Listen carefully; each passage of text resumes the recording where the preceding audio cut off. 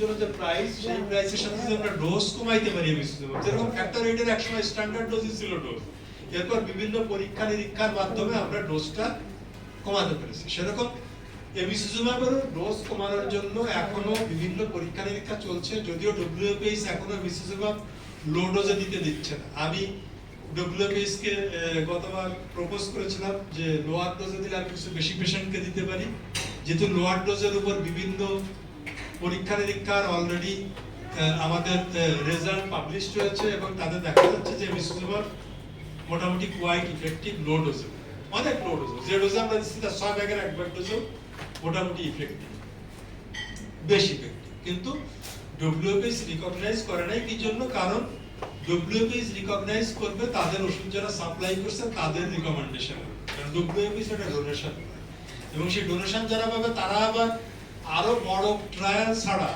এই অ্যাপ্রুভালটা দিবে, যার জন্য এটা এখনো দিচ্ছে না। তবে আমি ঢাকা মেডিকেল কলেজে আমি যদি অ্যাপ্রুভাল পাই, আমি বাংলাদেশে বিএমআরসির অ্যাপ্রুভালের জন্য আবেদন দিছি অলরেডি। যদি লোয়ার ডোজের একটা ট্রায়ালের অ্যাপ্রুভাল পাই তাহলে আমি কিছু পেশেন্টকে লোয়ার ডোজে দিব, যদি সেটা ইফেক্টিভ হয় তখন হয়তো আমরা আমাদের দেশের জন্য গাইডলাইন হয়তো এটা নিয়ে আসতে পারি, এটা তখন হয়তো আমরা একটু বেশি পেশেন্টকে এমিসিজুমাব দিতে পারি। এমিসিজুমাব বা হেমলিব্রা, সবাই আপনারা হেমলিব্রা নামে জানেন আর কি। এর সায়েন্টিফিক নেম হচ্ছে এমিসিজুমাব, জেনারিক নেম আমার হেমলিব্রা।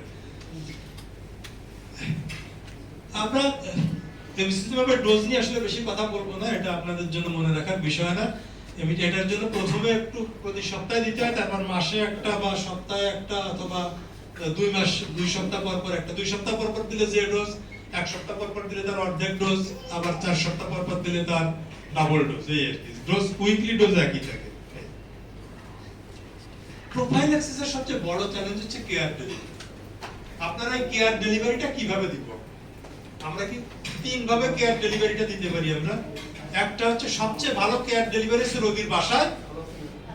রোগীর বাসাতে হেলথ কেয়ার গিভার দেয়, অর্থাৎ রোগীর বাসাতে যে ফার্মাসিস্ট অথবা হিমোফিলিয়া নার্স ইনজেকশনটা নির্দিষ্ট সময় দিয়ে দেবে।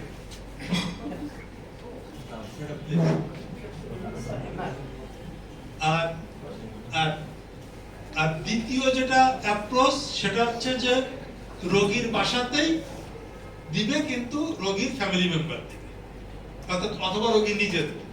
আর থার্ড হচ্ছে রোগী এইচটিসি তে আসবে। রোগীর এইচটিসি তে আসার আগে হচ্ছে সবচেয়ে খারাপ।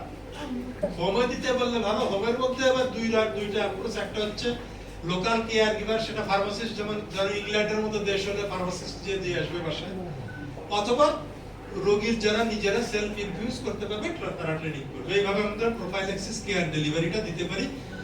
আমরা আপনাদেরকে ওইভাবে আসলে প্রিপেয়ার করার চেষ্টা করব, দেখুন আমরা কতদূর কি করতে পারি। ইনিশিয়ালি আমরা আসলে দুইটা কাজ করতে পারবো। একটা হচ্ছে যারা এইচটিসির কাছাকাছি তারা এইচটিসি তে আসবেন, আর যারা এইচটিসি থেকে দূরে তারা অন্তত ইনজেকশন দেওয়া শিখে নেবেন, অথবা লোকাল কোনো কেয়ার গিভার সাথে। আমরা গভর্নমেন্টের যেহেতু এই ধরনের সিস্টেম এখনো গড়ে ওঠে নাই, আপনাদেরকেই কোনো লোকাল কোনো কেয়ার গিভার ম্যানেজ করে নিতে হবে, যে আপনার বাসায় যে হয়তো আপনি সপ্তাহে 3টা ইনজেকশন নিয়ে গেলেন, ও যে আপনাকে আপনার বাচ্চাটাকে বাসায় দিয়ে দিবে ইনজেকশনটা, এরকম। এবার অ্যাক্টিভ ব্লিডিং কিভাবে আপনারা করবেন? ব্লিডিং ম্যানেজমেন্টের ক্ষেত্রে কিন্তু সবচেয়ে গুরুত্বপূর্ণ বিষয় হচ্ছে আইডেন্টিফাইং এ ব্লিড। কি করে বুঝবেন যে